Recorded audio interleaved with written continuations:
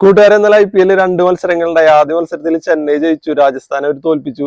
Toss കിട്ടിയ രാജസ്ഥാനാണ് അവർ batting തെരഞ്ഞെടുക്കായിരുന്നു. 20 ഓവറിൽ 141 run അടിക്കാനേ രാജസ്ഥാന് പറ്റിയുള്ളൂ. രാജസ്ഥാനിൽ ഇന്നലെ ആരും നല്ല രീതിയിൽ കളിച്ചു എന്ന് പറയാനില്ല. ആകെ റിയൽ പരാഗ് മാത്രമേ കളിച്ചിട്ടുള്ളൂ.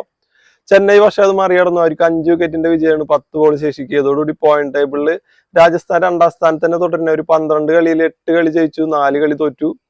അതുപോലെ ചെന്നൈ 3ാം സ്ഥാനത്തുണ്ട്. അവരും 13 കളി കളിച്ചു, 7 കളി ജയിച്ചു, 6 കളി തോറ്റു. IPL 2ാമത്തെ മത്സരത്തിൽ RCB ജയിച്ചു, ഡൽഹിനെ അവർ തോൽപ്പിച്ചു. ടോസ് കിട്ടിയ ഡൽഹിക്ക് അവർ ബോളിംഗ് തെരഞ്ഞെടുക്കായിരുന്നു. RCB 20 ഓവറിൽ 157 റൺ അടിച്ചു. പക്ഷെ ഡൽഹിക്ക് അത് മറികടക്കാൻ പറ്റിയില്ല. 47 റണ്ണിന്റെ വിജയമാണ് RCBക്ക്. ഇതോടുകൂടി പോയിന്റ് ടേബിളിൽ RCB 5ാം സ്ഥാനത്ത് എത്തിയിട്ടുണ്ട്. അവർ കളിച്ച 13 കളിയിൽ 6 കളി ജയിച്ചു, 7 കളി തോറ്റിരിക്കുന്നു.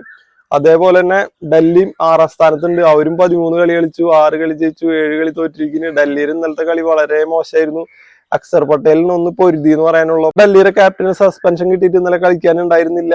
അതും അവർക്കൊരു തിരിച്ചടിയായി. അതുപോലെ തന്നെ അവരുടെ ഫീൽഡിങ് വളരെ മോശമായിരുന്നു. ക്യാച്ചുകളൊക്കെ ഒരുപാട് മിസ് ചെയ്തു. ഇന്ന് IPL മത്സരം KKRും ഗുജറാത്തും തമ്മിൽ. KKR ഈ പോയിന്റ് ടേബിളിൽ 1ാം സ്ഥാനത്തിന്. അവർ കളിച്ച 12 കളിയിൽ 9 കളി ജയിച്ചിട്ടുണ്ട്, 3 കളി തോറ്റിട്ടുള്ളൂ. ഗുജറാത്തിന് 8ാം സ്ഥാനത്തിന്. അവരും 12 കളി കളിച്ചിട്ടുണ്ട്, 5 കളി ജയിച്ചിട്ടുള്ള, 7 കളി തോറ്റിരിക്കുന്നു. KKR പ്ലേ ഓഫ് ഉറപ്പിച്ചിട്ട് ഇന്ന് കളിക്കാൻ വരുന്നത്. അതിന്റെ ഒരു അഡ്വാൻറ്റേജ് അവർക്ക് ഉണ്ടാവും. അപ്പൊ കൂട്ടുകാരൊന്ന് പ്രെഡിക്റ്റ് ചെയ്തോ ആരാ ജയിക്കാന്ന്. വൈകിട്ട് 7:00 കളി.